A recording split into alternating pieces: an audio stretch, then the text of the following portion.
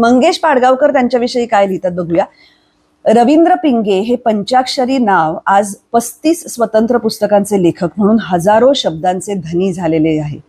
त्यांनी लिहिलेल्या या शब्दांनी साहित्यावर प्रेम करणाऱ्या मराठी वाचकांना गेली 50 वर्ष आनंद दिलाय.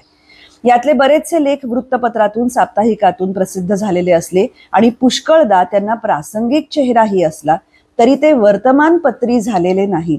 म्हणजे आजच्या वर्तमानपत्राच्या घडीबरोबर ते उद्याच्या रद्दीचे रहिवासी झालेले नाहीत.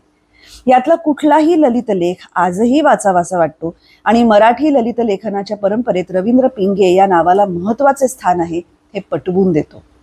दैनिक, साप्ताहिक, वृत्तपत्र ही रवींद्र पिंगे यांच्या ललित लेखनाची सोय होती, ते त्यांचे माध्यम नव्हते. रवींद्र पिंगे यांच्या लेखनाचे माध्यम होते त्यांची सर्जनशील भाषा. जत्रा पाहायला गेलेल्या मुलाला कुठे पाहू आणि कुठे नको, कुठे जाऊ आणि कुठे नको असे होऊन जाते. या मुलाच्या उत्सुक डोळ्यांनी, तशा कुतूहल भरल्या नजरेने रवींद्र पिंगे माणसांच्या जगण्याची जत्रा पाहत फिरत आहेत.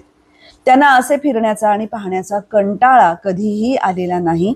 आज 80च्या घरात आले तरी ते पायावर भिंगरी ठेवून प्रवास करतात, गाण्यांच्या मैफिलींना जाऊन बसतात, एखाद्या आडगावाहून आलेले भाषणाचे निमंत्रण उत्साहाने स्वीकारतात, हातात येईल ते पुस्तक वाचतात, कोणाची काही खाजगी भानगड कानी आली की ती चवीने चघळत सांगतात आणि अंतिम सत्ता भगवंताची असे मनोमन मानून कोऱ्या कागदाच्या शुभ्र हाकेला सतत होकार देत आपले ललित लेखन करीत असतात.